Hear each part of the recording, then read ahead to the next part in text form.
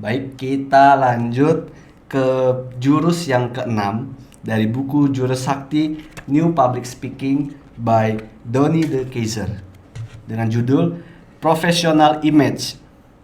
Di banyak kesempatan saya sering katakan bahwa pembicara yang baik adalah pendengar yang baik. Dan untuk menjadi seorang pembicara yang baik harus diawali dengan menjadi pendengar yang baik pula. Khusus bagi Anda para suami, kalau Anda ingin menjadi seorang pembicara yang sukses dan juga sukses dalam kehidupan rumah tangga, maka praktekkanlah baik-baik kata-kata di atas. Suami-suami bekerja di luar rumah pakai mulut, tapi kalau di rumah pakai kedua telinganya. Dijamin hidup lebih bahagia. Nah, bicara soal professional image, kita bicara tentang grooming. Kalau tentang ini sebenarnya ahlinya adalah sahabat saya, Olivia Marzuki, yang disapa Miss OMG. Olivia adalah sosok yang sangat konsisten pada soal grooming. Profesinya sebagai seorang presenter televisi dan juga produser berita di channel News Asia. Menuntut harus selalu tampil prima dan menarik. Karena selain tampil membawakan program berita di layar channel News Asia, ia juga kerap menjadi narasumber berbagai training seputar profesional grooming dan etika. Saya mengenal Olivia sejak lama. Bahkan kami pernah sama-sama bekerja di Berita Satu TV, tempat saya berkarya sampai hari ini. Sebelum ia akhirnya memutuskan berkarir di Bloomberg, CNN Indonesia, dan sekarang di channel News Asia di Singapura. Saya tahu betul bagaimana perjalanan Miss OMG hingga sukses seperti sekarang ini. Kalau melihat penampilan Olivia Marzuki sekarang, Anda mungkin tidak akan percaya kalau jauh sebelum ia lulus kuliah di New Zealand dan bekerja di media, penampilannya berbeda dari yang sekarang. Dan itu semua memerlukan proses panjang. Tapi karena ia sadar bahwa perubahan ini adalah investasi berharga, maka ia konsisten melakukannya. Saya tidak akan menceritakan kisah lengkap Olivia Marzuki di sini. Anda bisa lihat di channel News Asia atau follow media sosialnya aja. Tapi karena saya juga sering mengikuti sesi OMG tentang grooming, sedikit banyak saya juga mencatat hal-hal tentang pentingnya menata penampilan sebagai seorang pembicara publik. Di sini saya ingin berbagi sedikit tentang hal itu.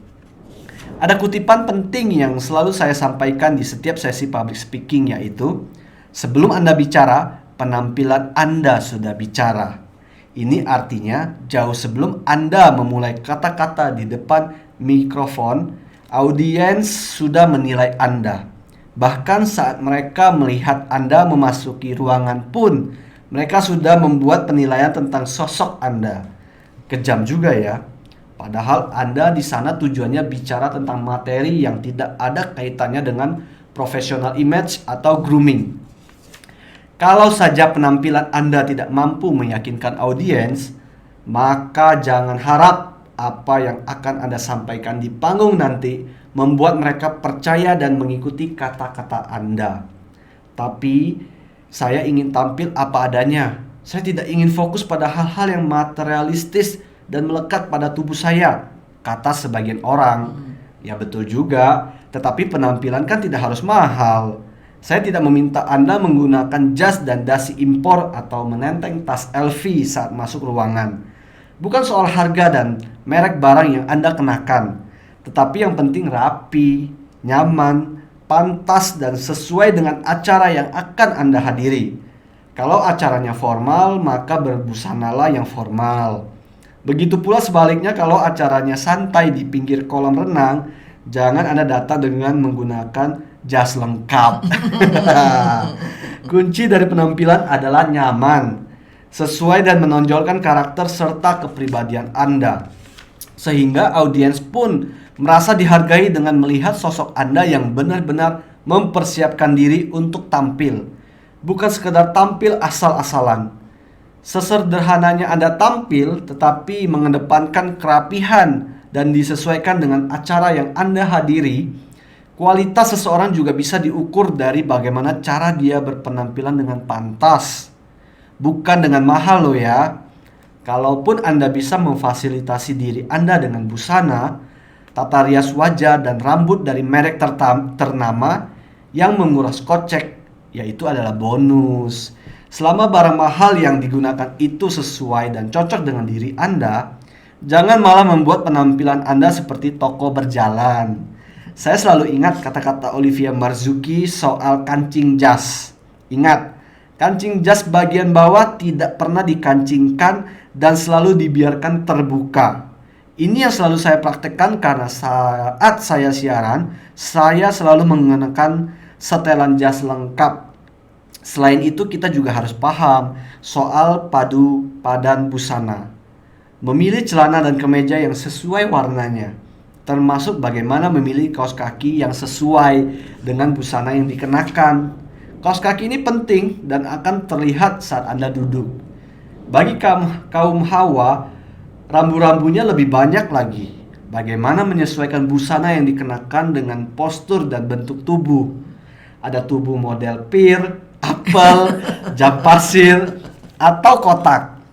Beda bentuk tubuh, beda pilih busananya.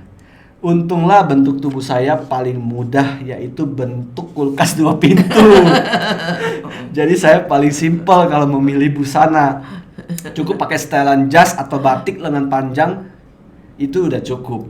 Intinya, perhatikan segala hal yang menyangkut penampilan Anda sebelum berbicara.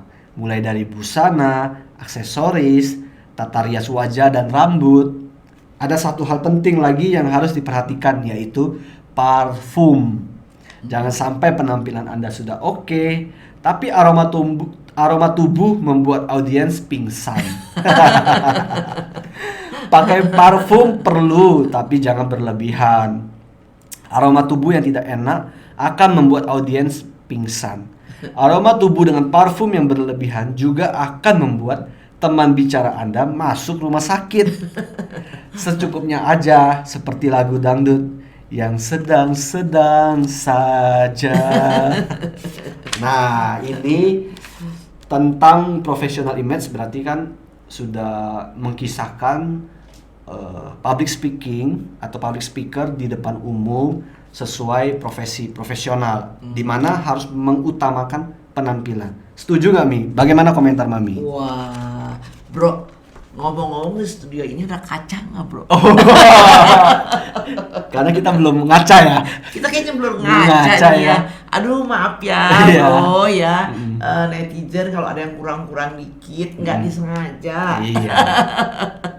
Ya, kalau tadi berbicara jam pasir ya, sama kulkas 2 pintu, kira-kira aku apa ya? Kayaknya kulkas 1 pintu aja kali ya. Kulkas 1 pintu. Aduh, Pak Doni ya, bikin kita seger juga jadinya ya. Nah, Bro Elbas kalau mau komen aja dulu. Udah nggak sabar kayaknya banyak yang mau dikomenin. Mami kan pernah berpengalaman di salon, jadi sangat cocok untuk komentar tentang tata busana, tata rias wajah. Silakan. Iya. Nah, ini juga yang harus kita cermin ya. Tadi saya bilang ada kaca enggak? Iya. Nah, itu kita harus bisa bercermin dengan cermin yang asli. Nah, cermin yang asli itu gini, Bro Elbas. Kalau dulu saya waktu masih muda ya, emang sekarang udah tua ya. Waktu muda itu saya pakai sepatu haknya itu bisa 12 cm. Berarti kurang tinggi ya dulu. 12 cm karena apa? Tambah keren kalau pakai sepatunya seperti itu ya. Kita lihat aja sekarang tuh. Ya, nah, kalau pakai sepatu tinggi itu kita kelihatan akan lebih keren gitu. Terus saya pakai sepatu itu pesen di toko sepatu menurut ukuran kaki saya. Wah, digambar dulu, hebat ya. Ada desainernya ya. Ya, nah, tapi kalau sekarang kita mesti lagi-lagi bercermin ya. Ngaca dong gitu ya. Nah, walaupun saya masih bersyukur masih punya kesempatan untuk tampil di depan audience gitu ya, terutama di depan anak-anak Oke. gitu. Nah, jadi ini juga betul-betul menginspirasi ya. Ini casing nih mau gimana nih, casing apa nih? Ya, nah seperti itu. Jadi kalau dulu bisa pakai hak 12 cm, sekarang udah nggak boleh lagi. Iya. Nah, jadi sekarang kalau gitu nggak keren dong, nggak pakai hak tinggi. Tapi kerennya sekarang itu bisa diganti, ya, bukan hanya pakai sepatu ini, tapi lagi-lagi apa yang kita bisa sampaikan dengan luas dan penuh arti, ditambah lagi dengan adab, ya, itu yang bikin orang menjadi apa ya? Kita akan mendapatkan trust, nyambung terus nih, nyambung terus nih ya. Nah itu ya, jadi bukan berarti nggak pakai sepatu ini nggak keren, ya. Nah tapi ada yang lebih penting ketika kita bisa mengatakan sesuatu yang bisa menginspirasi banyak orang dan akan membuat hidup kita semakin berarti untuk kita sendiri juga untuk banyak orang. Seperti itu bro. Jadi memang betul-betul harus diperhatikan, tapi tidak berlebihan gitu. Harus sadar diri. Udah umur berapa lo gitu ya. Jabatan lo apa sekarang gitu kan ya. Nah seperti itu bro.